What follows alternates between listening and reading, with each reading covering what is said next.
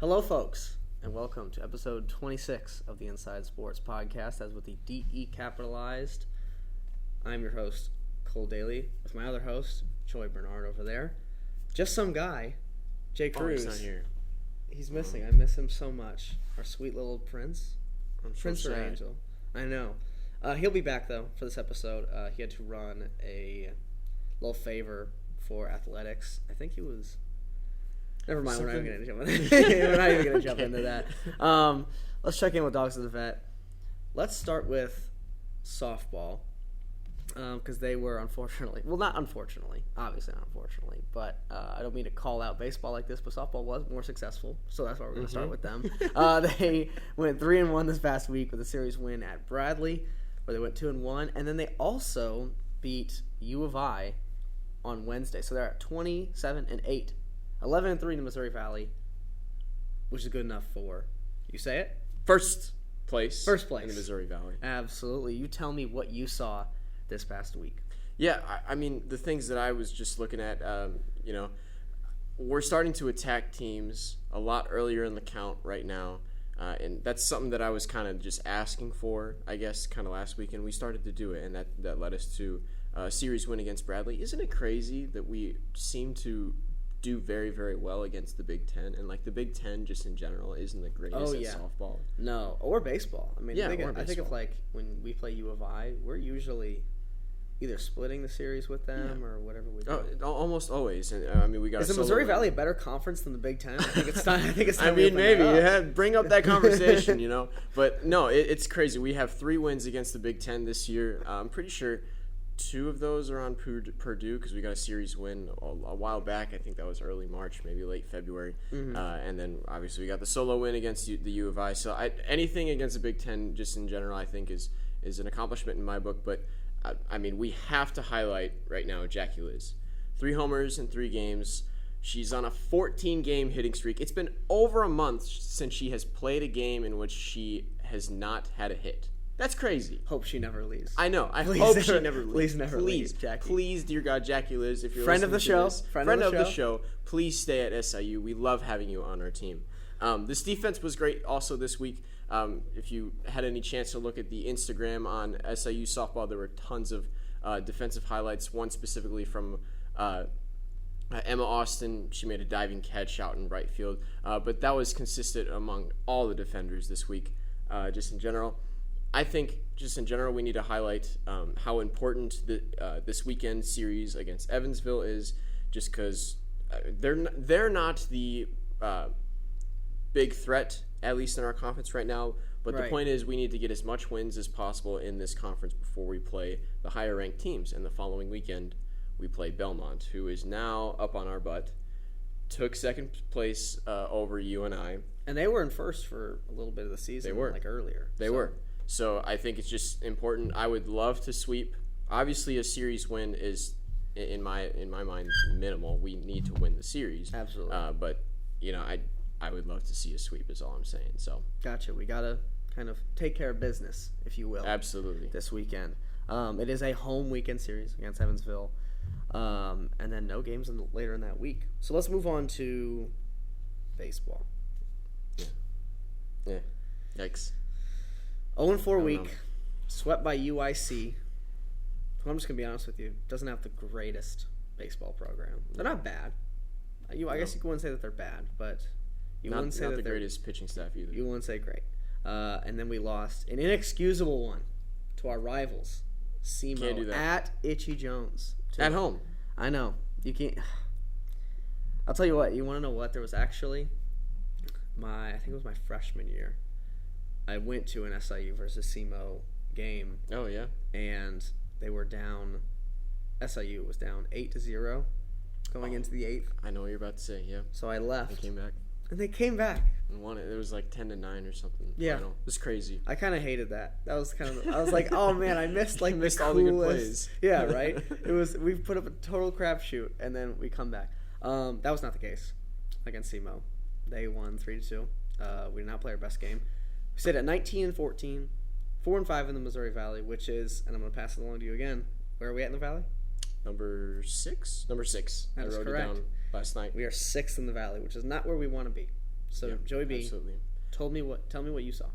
Yeah, I mean, this week was the inverse of everything that we had seen prior to this week, right? We've been talking so much this year about how bad the pitching has been, but how potent our offense has been, and it hasn't come into the same line. Well, this week, the starting pitching did actually pretty well. Not that bad. Every starter only allowed 2 runs. I mean, you can win a ball game with that. That sets you up for success later on in the later innings if you have a decent bullpen. That's the thing, though. Our bullpen sucked this week again. So, along with that, our offense only mustered up about 5 runs most in, I think it was game 1 against UIC, and then the rest of the games, it was just kind of... One of them we got clobbered, wasn't it? Didn't UIC win 7-1? Yes. Yeah. I think that was game 2. Mm-hmm. So, I mean, I think we need to, in the inverse of softball, we need to actually work the count a little bit. I think we need to just stay calm. When you say work the count, help me out. So, work the count, I mean, just don't be afraid to take some pitches. Like, come up to the plate with the attitude of, I don't need to swing at the first 3 pitches. Unless it's a cookie on the plate where it's right in your sweet spot, right in the center of the strike zone, of your strike zone specifically. Yeah. So you're saying for softball, you wanted them to not wait until it gets like a 3-1, 3-2 count for them to start, like kind of slugging. But for baseball, I want them to be taking some pitches. Let's wait. Yeah, I think because it's, I mean, anybody in baseball just in general knows the more pitches that a pitcher has on their starting resume, the more tired that they get, the longer that they're out there. So I just think we need to work some of these starters a little bit more, and especially like when we play some of these worser starting pitching staffs like UIC and SEMO, and they actually have a worse team ERA than we did going into the weekend. I'm not quite sure how it is right now, but I just think we need to work the count more, get those guys tired. We just weren't able to do that this week. It was a lot of strikeouts that I didn't think were necessary. So, can we work more walks into the equation? Is just the thing I have to bring up. Our starters, though, I do have to highlight. Like, I think Alec Nugget. It's one of those. One of them. It's one. One of them. We had this conversation a while back. But Nugget, I believe, I would call him our ace. Mm-hmm. He's our best pitcher right now. He's been performing very, very well. But so is Mike Hansel, and then Alec Hogwin. I hope you say that. I have no idea how to say that one. Yeah, I hope you say. I hope that's how you say his last name. But all 3 of those guys specifically have pitched out of their minds in the past couple starts. So just have to highlight those guys. But man, I have to emphasize walking more. Just do nothing. Just do nothing. That's what you want to see more than anything on this team. Mm-hmm. It's just if we do less. Yep.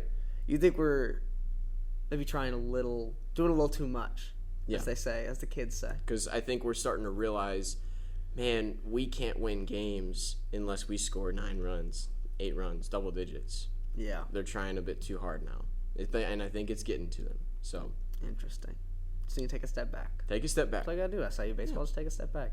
Okay, and with that being said, to SIU baseball, they have a home series again. A lot of home. Well, not a lot, but we just played SEMO. Mm-hmm. So weekend series against Murray State, and then we'll be home against Western Illinois. Murray State might be a tough one. We should expect a win against Western Illinois. I would think so. Right? Yeah. Western Illinois athletics kind of. Shout out to Keenan Rice. It's my buddy who goes to Western. Sorry, Keenan, but yeah, it's not great. Let's hope for 2-2. Yeah, 2-2. We'll probably let's sneak one by Murray State, and then go on whatever. That is it for Dogs of the Vet. Jkruse is still not back yet, so we'll see whether he appears in either MLB or college basketball. We'll find out. Guys, Jkruse is back. He showed up. Yes, I showed up. Sorry about that.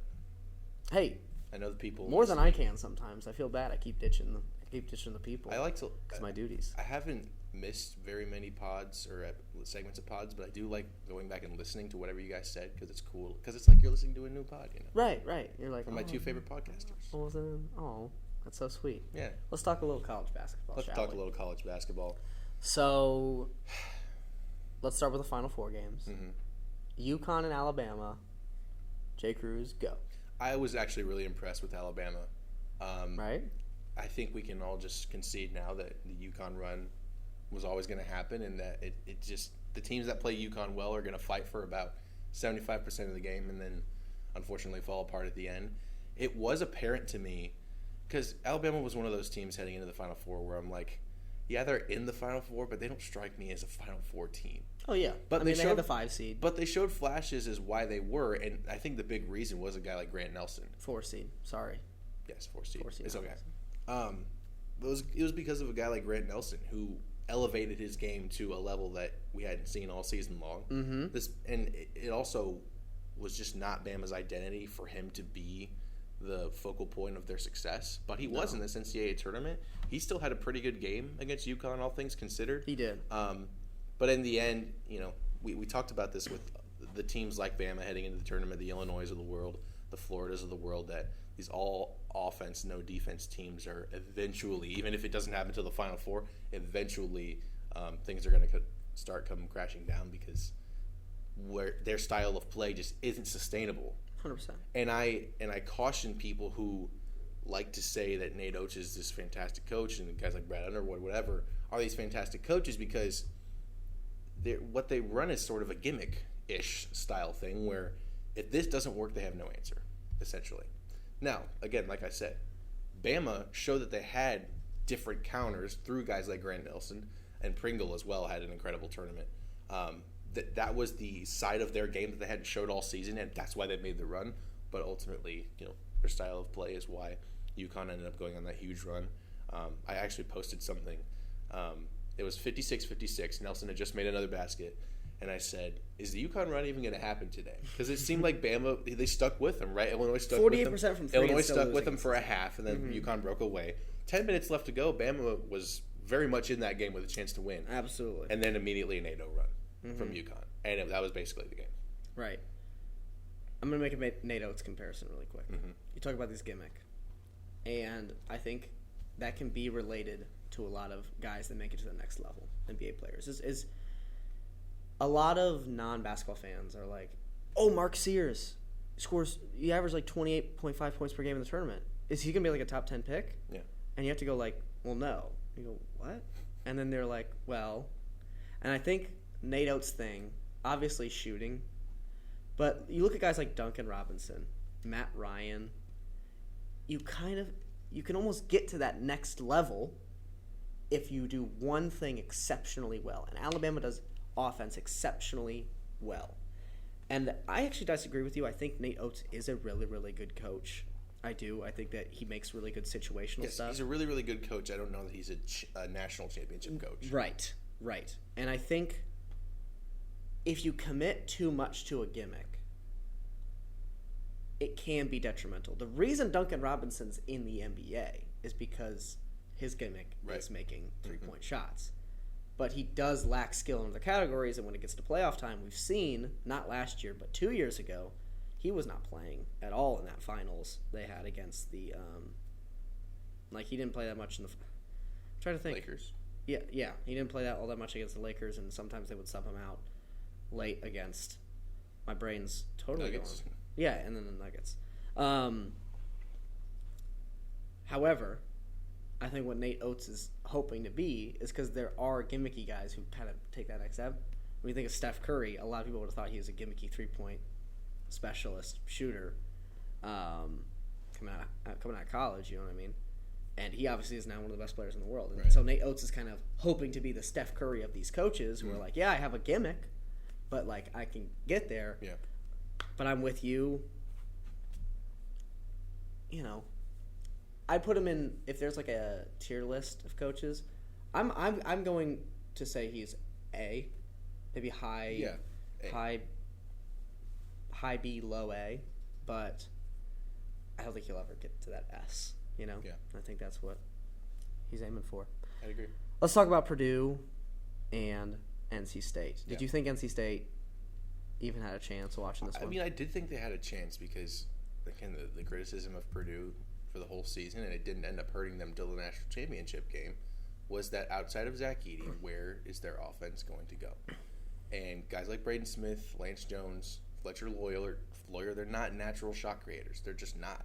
And you need a guy like that. But with the way that Zach Edey had been playing in the tournament, I mean, it seemed maybe for a second that they weren't going to need him. So with all that being said, I thought NC State had a chance because of their athleticism at the guard position. I thought they were going to be able to take advantage of Purdue in certain cases, but at the end of the day, they just had a bad shooting night on the wrong day, only scoring 50 points. Purdue did play excellent defense as well.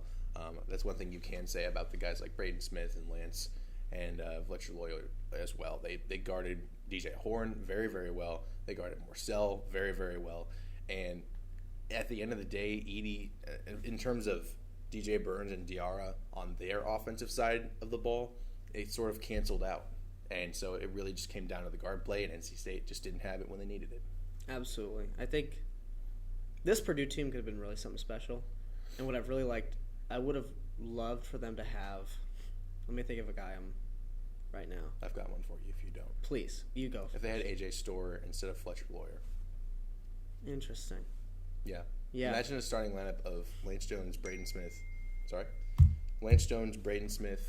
AJ Storr, Trey Kaufman-Renn, and Zach Edey. Yeah. You just have to have multiple options. There's never been a team. If Damask Or Marcus Damask. If yes. Damask was the one that went to Purdue, and Lance Jones comes to Illinois, They win the national championship. I'm not going to go that far because this UConn team was something. Yeah. That was a stretch. But I will say, that's a team that really, because Zach Edey is excellent. Is he best college basketball player of the last 5 years? I'm going back to Jalen Brunson because I remember Jalen Brunson being really good. It's close, but I would say him probably. 2019 Zion Williamson. Yeah, Zion's really, really close too. I mean, yeah, I would say so. I mean, he quite literally dragged a team to the national championship game. Right. They were not great. I mean, they're great, but like if you take Zach Edey off that team, they're not. They'd probably not make the tournament, honestly. Right. And if they do, it's a very low seed. Right. Yeah. So, I'm as a Duke homer, I think the only person I can ever compare this to, because Zion was like if you made Shaq smaller, right? But he was like still Shaq. You know what I mean? Like it's still going to be incredible. And I think Zach Edey had that same sort of dominant force, and I think we can look back on it 10 years from now and say, okay, who actually kind of had it better? Because obviously now we have recency bias with Zach Edey, but yeah. So national championship game,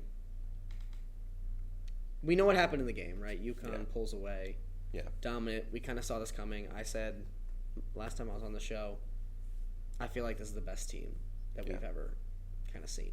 I agree. To go along with that Villanova squad. I don't know who wins between those two, honestly, because I think it'd be a great game. Here's what I will say, and I don't want to discredit them, but I have talked at length about how awful, not how awful college basketball is this year, because I think we did have a really good March Madness tournament. A great March Madness tournament. But the players, like this draft class, is horrible, and UConn does not. If you take this year's UConn team and put them in next year, they do not win this dominantly. I mean, UConn, I don't want to take anything away from them, but last year was not an incredible U.S. players college basketball. I mean, you got guys like Brandon Miller, but Scoot Henderson, right, top of the draft, he's gone. You got guys like Victor Wembanyama, French, Next year, college basketball is going to be loaded with 5-star talent, and not just 5-star talent because every year's got 5-star talent, but like real deal Holyfield. Like, I can't wait till we get to the show where I get to talk about some guys because I really want to get into this next upcoming class. This might be the best class I've seen since 2016, which is that class if you remember Markelle Fultz, Lonzo Ball, Jason Tatum. Yep. But does not. UConn's still amazing. And what Dana Hurley has done with that program is phenomenal. But what I want to ask you, Jkruse, is do you think this was probably one of the I don't want to say it's one of the better championship games because UConn obviously goes in that run and ruins it all. But I thought the first half was really great and had a chance at being one of the best. Yeah, it was interesting. Zach Edey played. I mean, he outplayed Klingon in the first half, bar none, and they were still down by 6 at halftime. Yeah. That's just how good UConn is. And I think, to me, the most interesting, or not the most interesting, the most dominating part of their game is what they do in transition. How they're able to they can get out and run with anybody. I know. And I don't think a lot of people were saying that as sort of their calling card. I had talked all year about how their offensive system in the half-court game, which just getting wide open dunks after wide open dunks, guys open for 3 every single time. But at the end of the day, it's what they did in transition. That's that extra 10, 12 points a game, which doesn't sound like much, but in a national championship game, that wins you the game. Right. And that's exactly what happened. The way that they used Samson Johnson at the end of this tournament, just this premier athletic center. I don't know if he's going to be back next year. Actually, he probably will, right? He will. He'll be back next year. He's a redshirt sophomore. Yeah, he'll be back next year. I think he'll be one of the most talked about players in the country, again, with just his athleticism. You know who he reminds me of? A la Tariq Owens' Texas Tech championship run. Do you remember? I don't remember him for some reason. Jarrett Culver. I remember Jarrett Culver. I remember. But Tariq Owens was number 11. Interesting. Big, long, pause. He could have just kept going. Forward center who just had a lot of the same kind of intangibles, tools that Samson Johnson has. Yeah. So, yeah, either way, it looks like they've got their next, I guess, cornerstone piece. I don't know that he's going to be as good as Klingon was. Yeah, I don't think. But scorer, I don't really see it all much. No, but he's athletic and but defensively. Exactly. Good God. Well, and with the way that Hurley's been able to build these rosters too, using the transfer portal, Stephon Castle's really the only. Correct me if I'm wrong. He's really the only highly rated freshman NBA player straight out of high school. Yeah. Now Tristan Newton obviously is going to be one and done. One and done. Donovan Klingon probably going to be a first round pick. Probably definitely, right? Oh yeah. Donovan Klingon's the top 10 pick, locked in at this point. Really? A top just because he's young. Pick. That's how bad this draft is. Listen. I guess I shouldn't be that surprised then. If Donovan Klingon is in last year's draft, and last year's draft wasn't great. It was kind of just an okay draft, but obviously it gets propped up because of Victor Wembanyama. Yeah.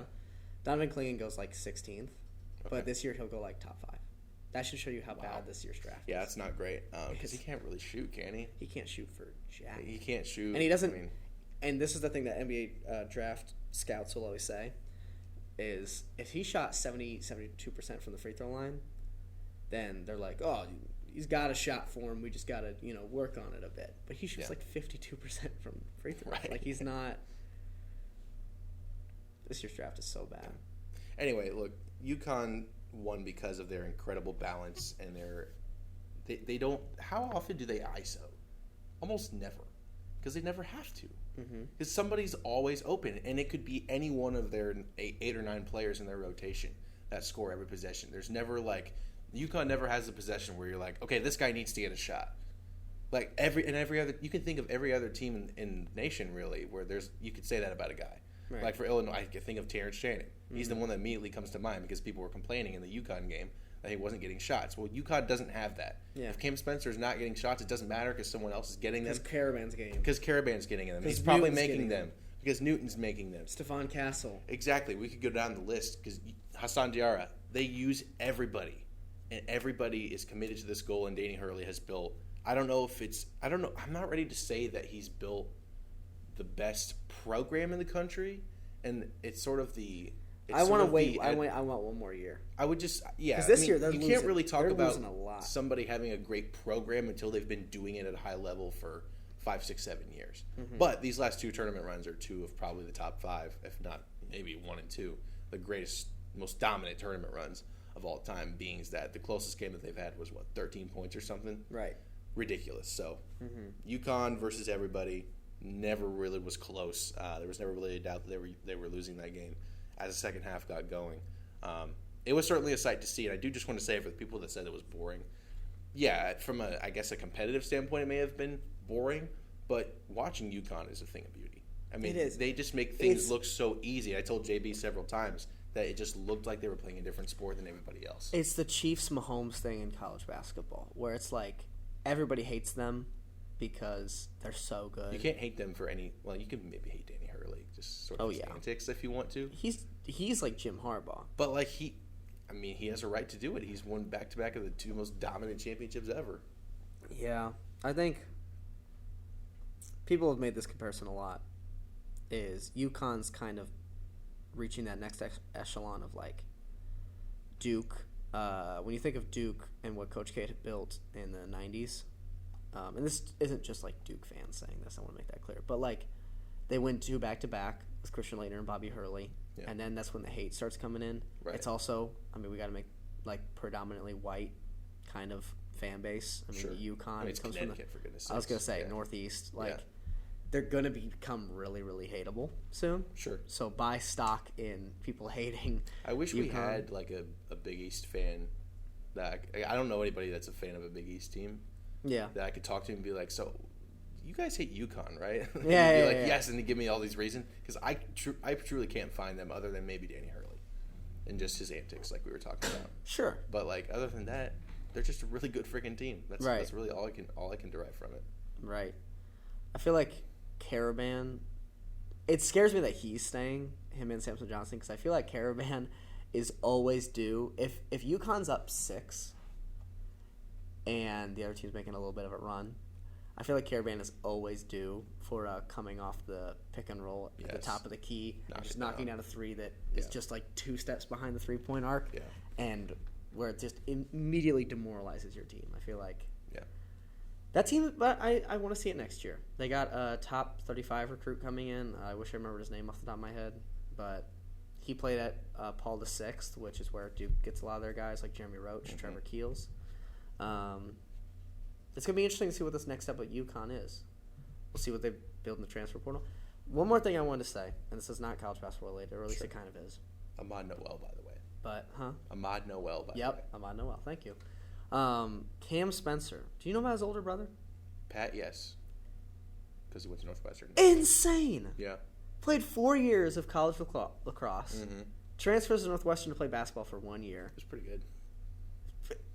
Hadn't played since high school. Yeah. Signs with the G League, and now he's on the Warriors roster. I saw that. I don't think I've ever heard something like that. That's crazy. Apparently the Spencers, big basketball and lacrosse family. Yeah, shout out. Yeah. Shout out. All right. Do you have any questions for me on college basketball? I don't have any questions because there is one big thing. Here we go. That sort of took some of the shine off of the national championship game, and I hate it. Yeah. Let's talk about it. Why do you? That's not a good thing.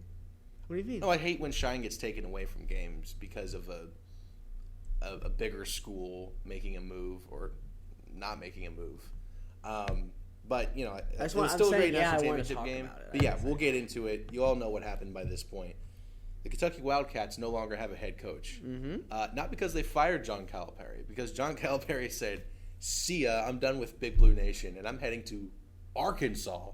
Can we talk a little bit? Can I go a little bit? Sure. USC coach leaves for SMU. Yes. Eric Musselman at Arkansas leaves for USC. Mm-hmm. So then John Calipari leaves Kentucky. That's backwards. That's entirely backwards. Every single one of those moves. Every single one of them went down. Yeah. USC went to SMU. Yeah. That part cracks me up. That Kentucky has lost their head coach because USC went to go coach at SMU. Yeah. Oh boy, it makes me laugh. Yeah. The even funnier thing now in Kentucky, we were talking about hateableness. Well, Kentucky is very hateable. They have been, mainly because of John Calipari, but their fan base has also, taken the reins from that. And it's so funny how so far, we're recording this on Thursday, they still don't have a head coach. Scott Drew has not taken the job. Billy Donovan said he's not taking the job, which I wouldn't mind if he did, though. Everyone, there's a couple. Danny Hurley obviously turned it down. I don't think that was a huge surprise, but they're going to be without a head coach for a minute. I don't know who they're going to go after. I think whoever does is going to have their hands full for sure, and that's a pressure cooker that I don't know I would want to be in, but I do want to. Is Kentucky entering Texas football territory? They may be entering Texas football territory. That's a great analogy. I don't know if they're going to figure it. It's been a big analogy podcast today. I've just been doing Danny Hurley's Jim Harbaugh. Yeah. But they might not have it figured out for a while. I do. I want to focus on the Calipari to Arkansas thing a little bit because I think many people were obviously shocked and surprised. I certainly was. But then if you do a little bit more digging, you do realize that Arkansas has it's a lot better of a program than people realize. Yeah. With a lot more history, I think, than people realize. Yeah. They've been to a couple Final Fours. I think a national championship game in the 90s as Yeah, well. they did. So they have sort of that foundation to where they can and should be a top team in the SEC year in and year out. And I think John Calipari, that's one of the reasons he took that job. But it also doesn't come with – now it's going to have expectations. But, like, naturally, there weren't extremely high expectations at Arkansas. And I think their fans will be a little bit more willing to give him maybe 1 year, I guess, to really get things rolling. Because I saw it in his introductory press conference. I believe it was on Wednesday. He was talking about he doesn't have any players right now. So he has to go get basically he's going to try to Rick Pitino this thing at St. John's. But this is Arkansas, not St. John's. So I think, unlike Rick Pitino, I think he'll be able to put a nice roster together. It will be interesting to see how many of Kentucky's recruits for this class end up following him to Arkansas, or guys that end up staying with Kentucky, and how many of Arkansas's guys end up staying there. So in this age of the transfer portal, I mean, there's so much to figure out.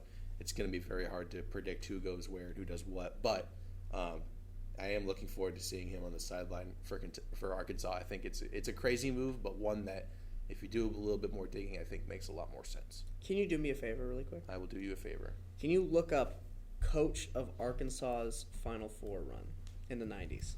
Like 90s Arkansas head coach. Because I can't think of his name right now. But I believe he was the one who was up for, or maybe it was back in the 70s. Oh, they won the title that year. So let me just put Please, that out there. yeah. His name was Nolan Richardson. Okay. Now, go back to Arkansas. I got Joey B's computer right now, so I can't look it up. So Arkansas head coach, and I want to say 1980. Okay. Because I might be getting him or UNLV confused. But I believe the Arkansas head coach had mob ties. Whoa, what? And was really good. Oh, gosh, okay. And was really, really good. Eddie Sutton? Maybe I'm getting confused with UNLV. Because there was somebody that the Lakers were going to hire, but then he got, he broke his neck because of mob ties. I'm not talking about the guy who fell off his bike, by the way. I know that's a different Lakers guy, but it's a very funny story that they talk about in I don't know. One at a time. Yeah, I think Arkansas is a really, really good. They've got John Tyson. Is it John Tyson? Talking about a player here? No, he's the booster who got him. No, I'm not. I don't So know John about that Tyson stuff. owns Tyson Chicken Oh, Nuggets. the Tyson Chicken thing. Yeah. And then they also have... yeah. That's all people were talking about. And then they have, Walmart money. Yes, Walmart, yes. And I didn't know, that's, that's a really good job. Great. Yeah. I think that works. I think Calipari, there's, a weird... Arkansas is, shockingly very kind of culty, I feel. Is that shocking? Like basketball. I don't know. You wouldn't think of it in Arkansas. And I think John Calipari is the perfect person to lead it. I think it is very funny thinking about what's going on with Kentucky right now. I think Nate Oates would have been good at Kentucky. I think that would have fit really, he's well. also staying at Bama, too. But he's staying at Bama. Nobody's taking the job. The thing is, who's a better coach in 2024? John Calipari or Eric Musselman? I mean, I would say Musselman, but the way they struggled this year. Musselman's been to 3 Elite Eights in the past 5 years. He has. I'd still give the slight edge to Calipari, but it's close. It's close. I would give it to Eric Musselman. I just don't think that he recruits well enough, and I think Calipari gets the talent. I don't love the USC job. I don't either. I think I almost think that's a downgrade. I know they're going to the Big Ten now, and I know it's USC, but how often can a program survive on just being a name? Yeah. You know what I mean? Yeah. They haven't done jack. But he is from California, and he used to work with the Warriors, I think, so he has a base in that area, so that'll probably work out. Yes. Oh, I didn't know that. Yeah. So maybe, for his sake, I hope it works out. But yeah. I just don't love the USC job. So, since we've got so many guys that have turned it down, who could you see emerging? Dude, I have no idea. I'll just be honest. I have literally no idea. Well, Matt Painter's probably not leaving. Painter's not leaving. Bruce Pearl, maybe. If I was him, I'd rather stay at Auburn. I mean, I'm saying I'd rather do that, but I literally have no idea. Like, I'm just looking at. I'm looking. Would that be funny, Brad? That'd be freaking hilarious. I'm just looking at a list right now, like a list of teams right now. Please, yeah. Can you? No, I'm just a general list. It's not like a put together list. Like, I genuinely don't know. I would have said Scott Drew at Baylor. I would have said Nate Oates. I would have said those guys, but they're not taking the job. Yeah. And again, I think the reason they're not taking the job is because there's just too much pressure, and the Kentucky fan base is rabid. The expectations will be through the roof from the minute you get there. Watch out for them contacting Duke's assistant coach, Jai Lucas, who I've talked a lot about on this podcast. Yep. Who was the Calipari. That would not be a good hire. It would be an awful hire. It'd be but John I would Shire. love. Worse than John Shire. I would love if they took him away. You know who my number one candidate is, and I'm gonna get a lot of hate for this because this guy is a known scumbag. Will Wade. I would call Will Wade immediately. Are you serious? 100% serious. I hope you're joking. Why? He coached at McNeese this past year. I know, but he's a fantastic coach. Is and he took McNeese to be 31-3. He had a transfer to play to LSU, so he was playing in a bum league against the Mississippi College of Women. Give me a better name at this point that hasn't already denied the job. Exactly. That's the point. It's like for a second. Right, Dana Altman. No, he's not leaving. He's not leaving, but he's a great coach, though. Yeah, he is a great coach. Shout out Infelidante, Jermaine Kuznar. Be forever etched in my memory. Greatest jerseys in the world, too. Shaheen Holloway? No. He hasn't had success at Seton Hall yet. Yes, he has. He should have made the tournament this year. He won the NIT. Congratulations. He should have made the tournament this year. But because of crooks that run the NCAA tournament, they put Michigan State. Well, Jake Diebler should have made the tournament, too. And Virginia. Crooks. Okay, here's another one that's... Ohio State should not have made the tournament. Here's another one that's a little bit more realistic, maybe. Chris Collins, Northwestern. Oh, God. The way that Kentucky could do Northwestern better has never won anything in their freaking history until this man showed up. I know, but do you understand how terrible Kentucky Northwestern can do so was? much better. Kentucky can do so much better. Think about Big Tasty's record against you in Madden before he turned like 15 or 16. That was Northwestern. Okay? It's pretty bad, isn't it? Oh, man. We need to... I'll workshop next week. We need to come back with... Well, they probably have hired somebody by next week. Yeah, I'm not... So this is the last thought I'm putting into the Kentucky job, so... let's move on. Yeah, basketball. we've moved on. We got to move on. It's been a long segment. Next week, we'll be talking NFL draft because that'll be NBA playoffs. Oh, true. We do need to bring back the NBA, don't we? Yeah, we do. Yeah, we do. We'll be back next week. Play-in preview, baby. Oh, God. Well, Go Bulls! Actually, those will probably be over by then. Go Bulls! A real playoff preview. Screw the play-in. Nobody cares. Yeah, no one likes to play in. Got me confused with my words there. Joey B, come back. Week 2 of the MLB season is in the books, and what a week 2 it was. Me and Jkruse went on a trip to watch an MLB game this week on Eclipse Day. Yeah. Last minute tickets. What a disaster. It was a fun journey. It was a fun game. It was a really annoying journey. Yeah, horrible journey. Traffic was crazy. We should have known that before even going up there, researching and everything. We didn't do that. I just didn't understand the scale of the eclipse and truly how big of a deal it is. Oh, it was, and it was a wonderful event too. I got some good pics if you want to look at my Instagram too. I'll maybe put it in the description. We'll see. But anyways, no, we went to our first game of the year this week. It was Cardinals-Phillies, which we'll talk more about the Cardinals later. I do want to have a little segment about them, just in the state of the St. Louis Cardinals. But no, it was a fun game. Phillies beat them. Yep. How did you feel after going to the first game? It was really, really great. I've got something for y'all in the What'd You Learn segment about that as well. But it was great. You know, just being back in the ballpark again and seeing these players. And I want to say this again too. And there was a part of me that hated it at the beginning, but it's something I just like to keep echoing, that the pitch clock is great. Oh, yeah. Pitch clock is fantastic, and I don't notice it. I am just very, very surprised at how well that's gone. Now, with all that being said, the uniforms. are just as bad as I thought they were going to be. Absolutely atrocious. The MLB fixes one thing and destroys something else. You saw the Riley Green slide for the Tigers, correct? Yep. That's pathetic. It's absolutely pathetic. I just don't understand how you mess that up. It's surprising to me because I believe that the new uniforms are made by Nike, right? It's more Fanatics now. Really? Nike, yes.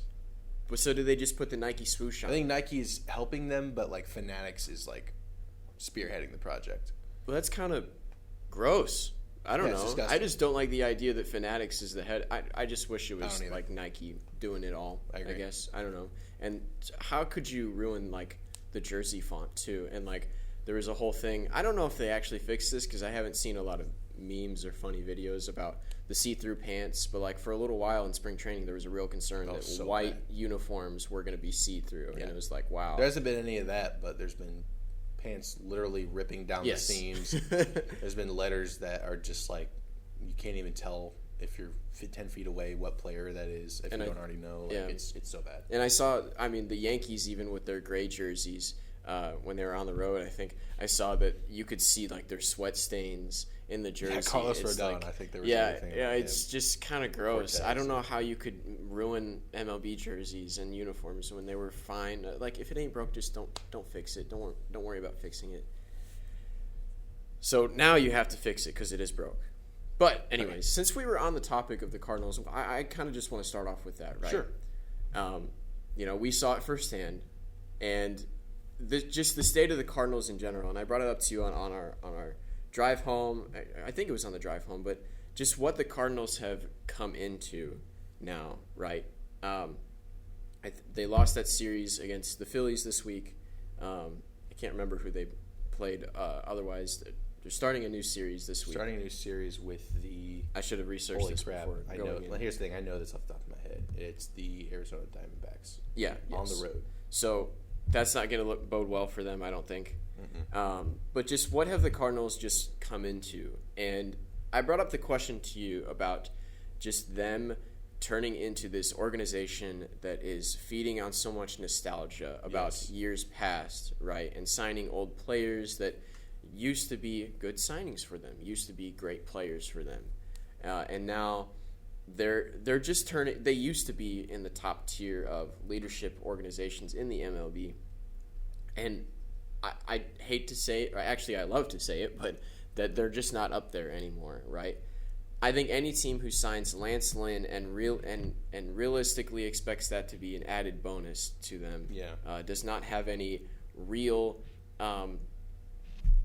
aspirations for the season, I guess.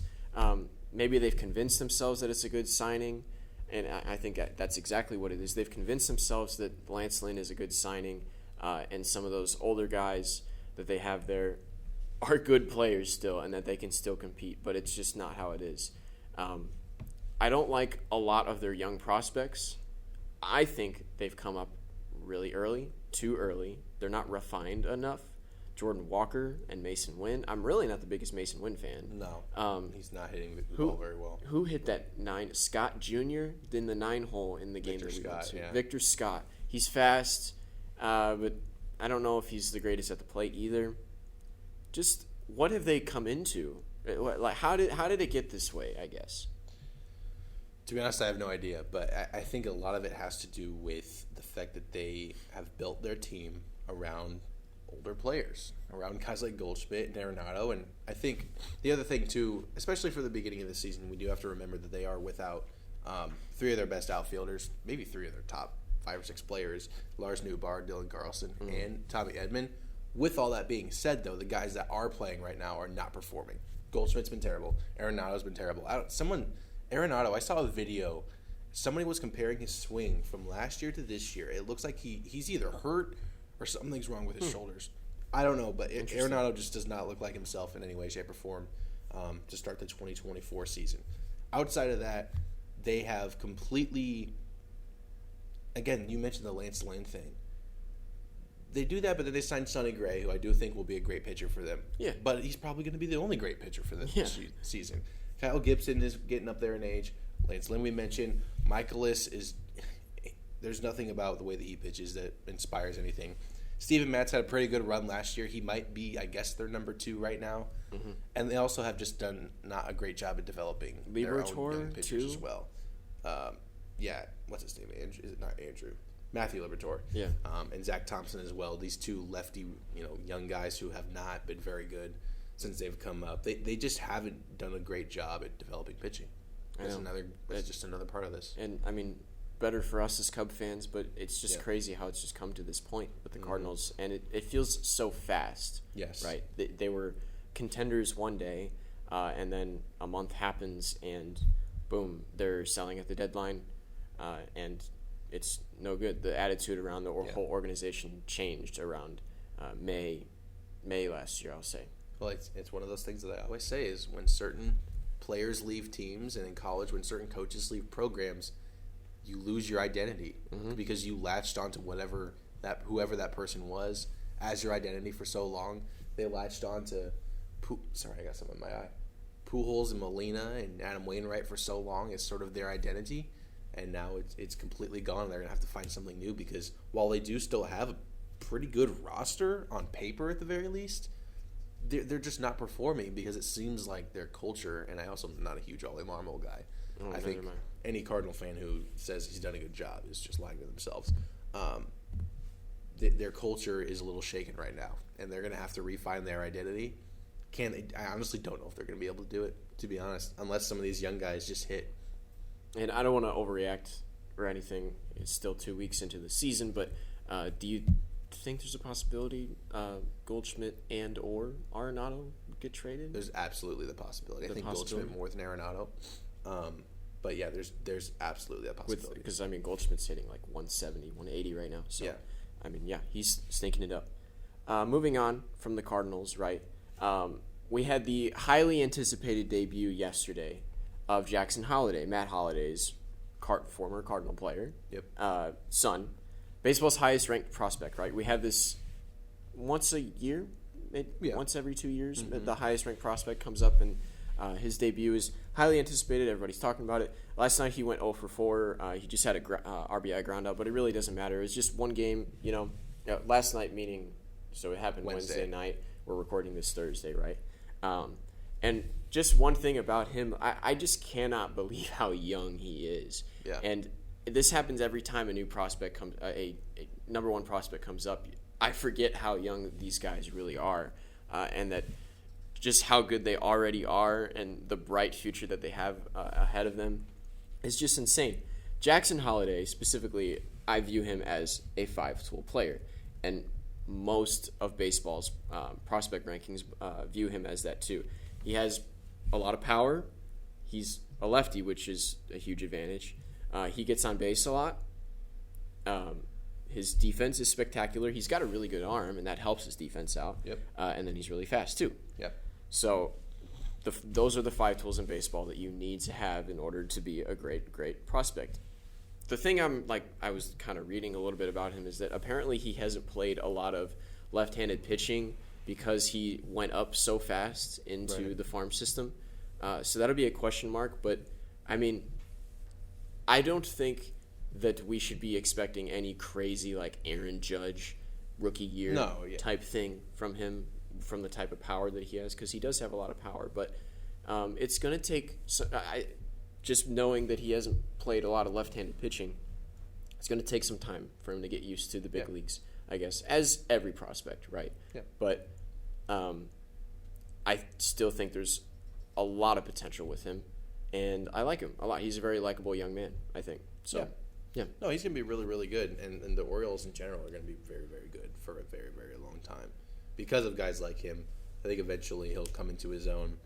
He might struggle initially, and they might have to cut back on some playing time or maybe even send him back down. If that happens, I don't think it's like a huge failure. Again, he's 20 years old, for goodness sakes. But absolutely. He has earned the right to come up given how well he's been playing. So, yeah, and did you see the Norfolk Tides, their OPS as a team just in the past, I think they played 10, 11, 12 games. They're hitting almost 1,300 OPS. Holy crap. As a team. No, they've got some dudes. And they're going to be good for a very, very, very long time. Very long time. And they're already good right now. So yeah, that tells you a lot about how their farm system is right now. Yeah. So moving on from that was just a really quick note. One team, though, I do want to highlight right now that's kind of on a hot streak, and I want to bring it up. And it seems to be they're a lot better than what I realized is the Kansas City Royals, right? They're on a 6-game winning streak, and they're on the cusp of sweeping the Astros, who last week they were my hold on the MLB segment. Yep. But, they're a lot tougher of a hold right now, almost getting swept by the Royals. I'm not too confident in their pitching staff, and yet they seem to handle the Astros this week. Yeah. So they're just not off to the greatest start just in general. Mm-hmm. Again, it's still very, very early. Nobody should be making any assumptions off of 2 weeks, right? But still, it's scary. I think them doing so well against the Astros it forces you to realize how good their younger stars are. And I was kind of looking at their roster just in general, and they have guys on there that I really like. They have more guys on there that I like a lot more than I realized. Bobby Witt Jr., of course, Vinny Pasquanto, and then Nelson Velasquez, just to name a few. Our guy that used to be on the Cubs. But, for an organization that didn't win 8 games until May last season, this is amazing. They're 8-4 right now. They just won their 8th game last night. So I think this is terrific for them. I think the league is better when the Royals are good. I like the Royals. And they made a couple of really solid free agent signings this offseason, especially in the pitching rotation, by going out and getting Seth Lugo and Michael Wacha as well, 2 guys that a lot of teams, the Cubs, could probably use right now, given all the starting pitching injuries that have been happening in baseball. And they fit in perfectly along with their young prospects. Cole Reagans is another great pitcher we're going to be hearing about for a long time, along with Brady Singer. They're doing what the teams who are going to be good in 2 years start to do, or maybe even next year start to do. Combine selective free agent signings with their young prospects to make a really, really good team. And I think they're headed that way. This year, I wouldn't expect anything from a playoff standpoint, but in terms of building that foundation, they are getting there, and they've got some more great prospects as well, being that they've sucked for pretty much a decade now. Yeah. Again, they get you great players, and the Royals have shown the ability. The advantages of sucking. They made back-to-back World Series. Obviously, they have the potential and ability to go back. So it's been a long road, and Salvador Perez has been there the whole time. It's great to see him still hitting for some serious power as well. It's good to see as a Midwest guy, like rooting for teams like that. They've been a really, really fun story. If you want to watch some entertaining baseball, they're certainly a team to look at, and we'll get to Nelson Velasquez too, and the guy he was traded for later. But the Royals are fun. Is this year the last year of Kauffman Stadium being a thing, or is that last year? Oh, I forgot about that. Honestly, I don't know. I know that's I'd have to look that beautiful up, ballpark that I know. It's a beautiful ballpark that I wish I would have gone to before. Apparently, it's getting taken down. So maybe I can, but maybe that'd be our next road trip. Maybe so. I don't know. Maybe so. It's wonderful when the Royals are good. Now, I want to talk about our Chicago Cubs. We got a little bit of time before class starts, but this week was another interesting one, right? Yeah. They were really hot going into that Padres series that they're finishing today. Take a series against the Dodgers. Amazing. At Wrigley. Couldn't have asked for anything better. 2 out of 3, that's all you could ask for, right? Hendricks pitched another dud, lost us that game too, but then we head into that Padres series, and that was us coming back from the Cardinals game. We were up 8-0, of course, and blew it. And I have no words to say. I mean, that has happened more times in my life as a Cub fan in the past 2 years than I would have imagined. Right, we had it against the Brewers a couple years ago that I watched the whole thing. Yeah. I brought that up to you multiple times, but I couldn't believe how it just turned so quickly. Yeah. Jose Cubs, how we call him, because apparently he's the entire representation of the Chicago Cubs, according to David Ross and Craig Counsell. Yeah. Right. I think we have so much faith in Jose Cuas for no reason that he hasn't really earned it. And we were talking on the ride home how Jed Hoyer probably pushes to play him a lot more because we traded a really nice star for Jose Cuas last year. Yeah. And it hasn't really added anything for us. It just kind of makes life harder for a bullpen in general. He was okay for a few weeks last season, but toward the end of the year, and this wasn't really his fault, but we had a lot of bullpen injuries, and he started to have to, play more. And unfortunately, he got worse, probably because he was tired. But it was just interesting how it seemed like every single time we made a bullpen change, it was Jose Cuas. Yeah, so. Every single time. And we talked about it a lot. We would text about it a lot. And I just don't know what to think of our bullpen right now. We were having these issues last week. Yeah. They still aren't fixed, and the starting situation isn't making it any easier. Our offense seems to be fine. Nico Horner hasn't been playing the greatest. He's kind of concerning me a little bit. I thought this week he'd pull out of it, but he looks a little. Well, I'll just say this: in the Rangers series, he looked completely lost. Yeah. Even defensively too, he looked completely lost. He does look a little bit more like himself watching these last couple of games. He is making much better contact defensively. He's really turned it around already. So I'm really not worried about Nico. I think he'll be all right. And I mentioned him earlier, but Kyle Hendricks, man, I don't even know where I stand with him anymore. It's almost one of those like Cardinal things, like that they're feeling so nostalgic about a player that we're kind of keeping him past his time. I don't know. I love him, but a lot of times his curveball ain't curving. So curveball ain't curving a lot of times. He pitched a dud last night against the Padres. He just hasn't had the greatest start to the season, and it's another liability on our rotation that's somewhat damaged right now.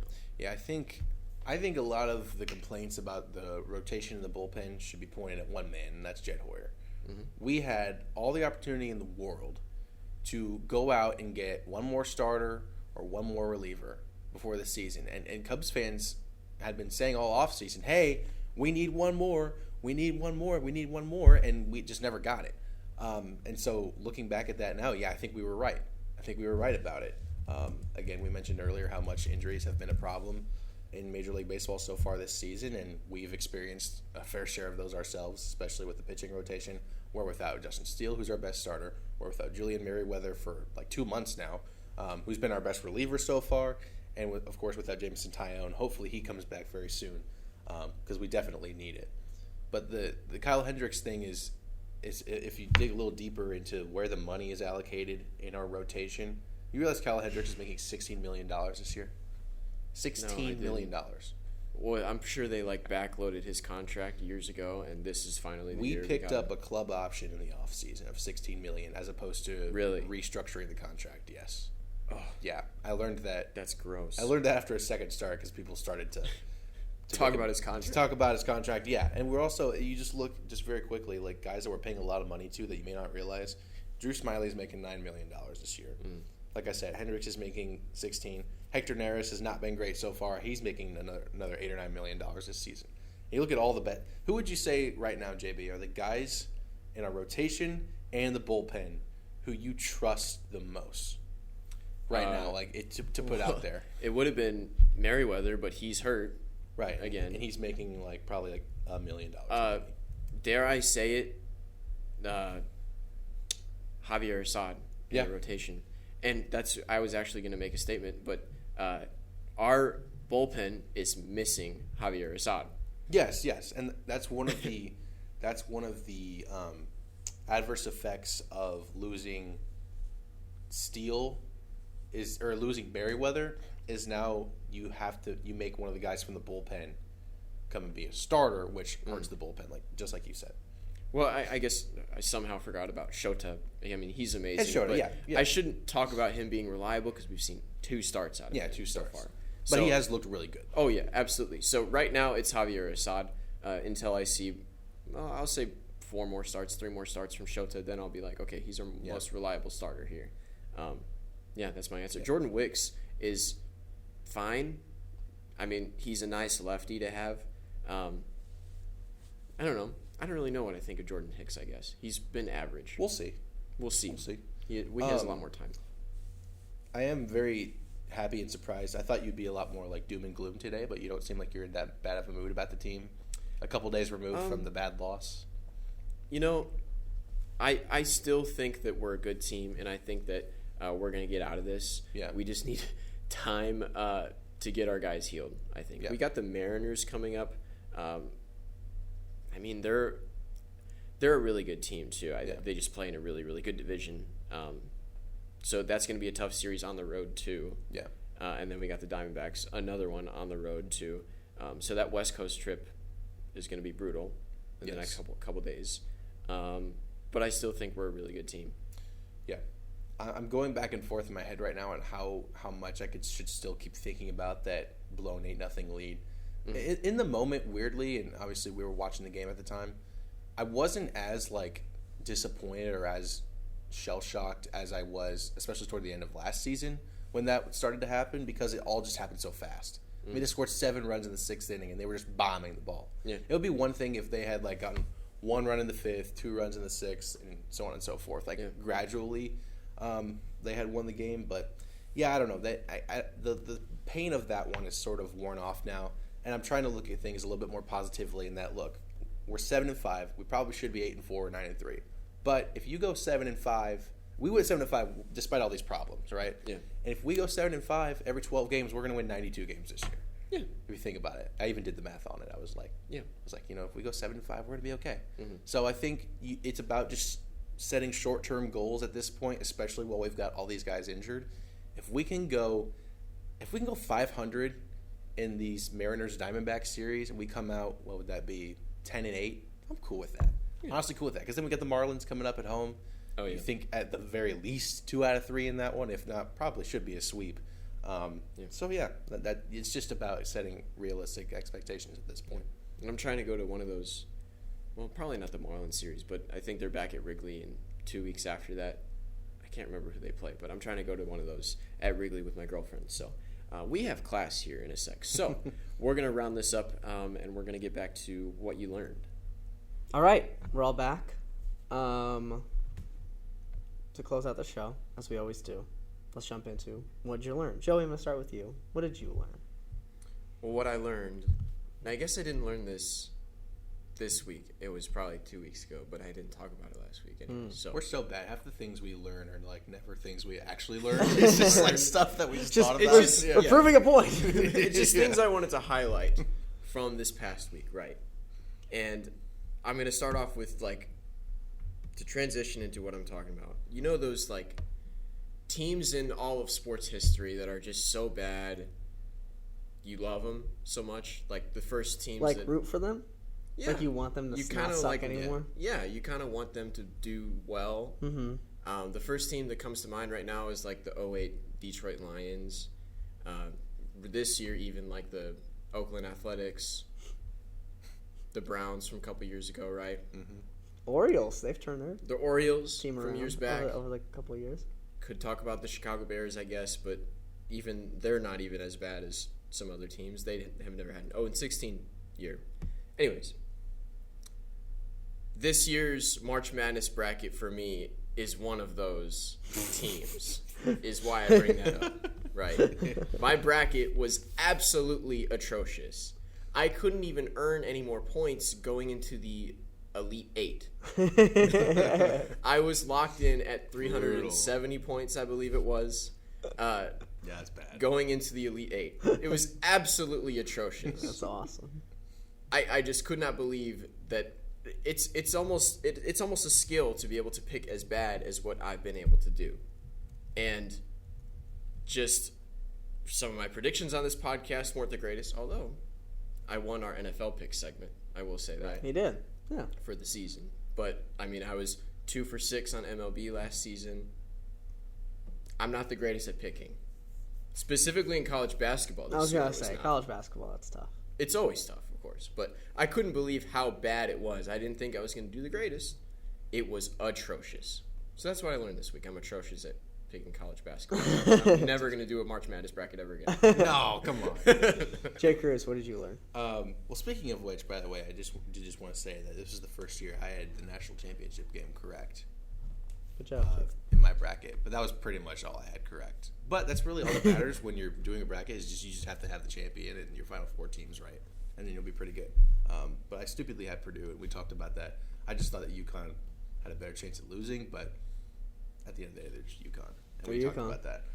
The thing I learned this week, though, is that I'm still a little kid. And I mean that in that when JB and I got the chance to go to the Cardinals game on Monday night, which we were an hour late for because the eclipse traffic, which that's a whole nother podcast, whole nother terrible experience. But I haven't been to a game yet this year, and I hate the Cardinals. I hate Busch Stadium. But walking in and just taking in the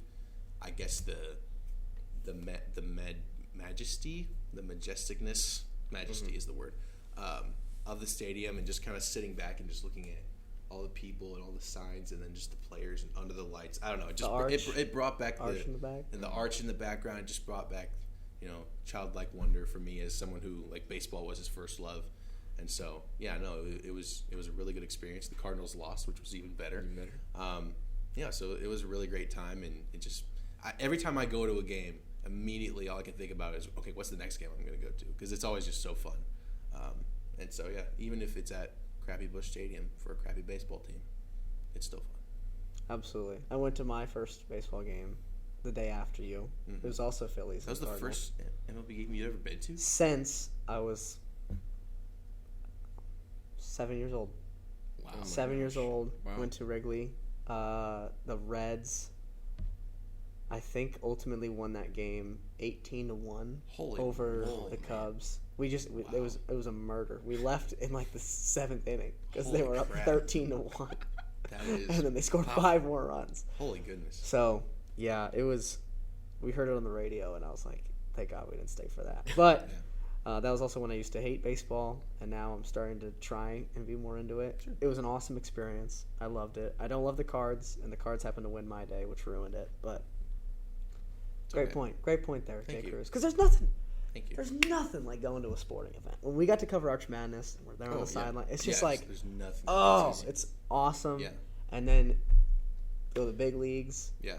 I'd recommend going to a Grizzlies game, Memphis Grizzlies game. Very that fun. was also awesome. It's just great. It's really, really great. Sports. Speaking of sports, because that is what the show is about. What I learned was 2,000 yards in 14 games. Wow. That's something. Who did that? It's a really good running back. Orenthal James Simpson. You guys think he did it? Anyways, that's a joke, but today he did die after battling with cancer. So I'm not going to put anything out there on that. I was simply making a joke. I don't even want to continue talking about the segment anymore. What I really learned was Rudy Gobert, in my opinion, is just not the defensive player of the year. Let's stop getting tricked with the whole Rudy Gobert thing. Big guy. I'm going to say great on defense, but the fact that he wins all of these freaking awards. On the Jazz, it made sense because Donovan Mitchell was not a plus defender. Joe Ingles was not a plus defender. Mike Conley was not a plus defender. He's the only guy. Timberwolves have Jaden McDaniels. Naz Reid's a good defender. Anthony Edwards is a good defender. Nickeil Alexander-Walker. So when I keep hearing this is the NBA's number 1 rated defense.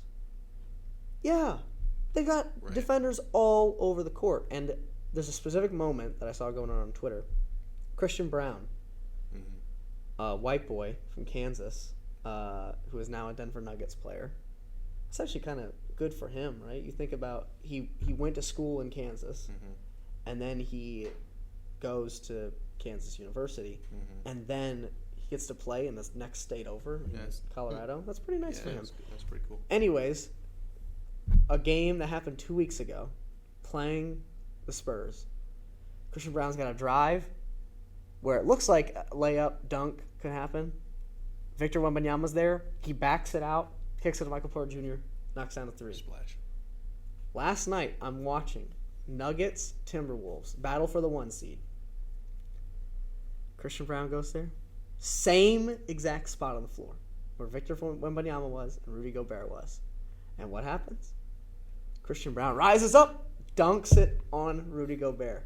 Christian Brown, 6'5" white guy, dunks all over Rudy Gobert. Not my DPOY. Absolutely not. Not my DPOY. Victor Wembanyama, I know you listen. You're the real DPOY. I was going to say, you can't say MVP, but you're the real DPOY, and you will be an MVP in years to come. Thank you for watching this year's episode. This has been episode 26 of the InsiDE Sports Podcast. That's with the DE capitalized. I'm your host, Cole. We were here with Joey Bernard and just some guy, Jkruse. Thank you so much for watching. If you are listening to this on Spotify, please be sure to like the episode, and then also follow us so you get to know when we drop new episodes.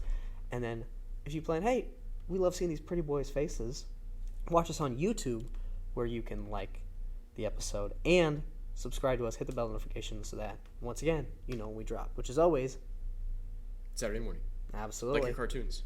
Like the cartoons, guys. We're like Cartoon Network over Yes. here. Thank you so much, and have a great rest of your day.